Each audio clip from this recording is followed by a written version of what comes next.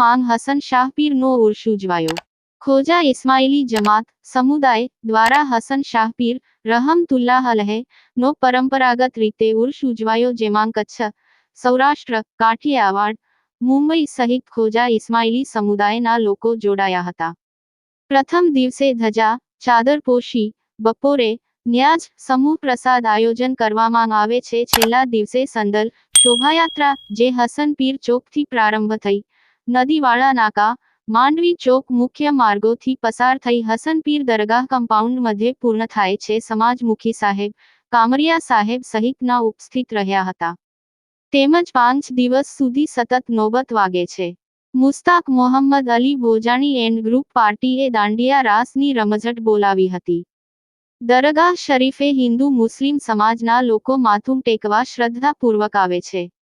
દરગાહનો decoration એચડીસી committee દ્વારા કરવામાં આવે છે।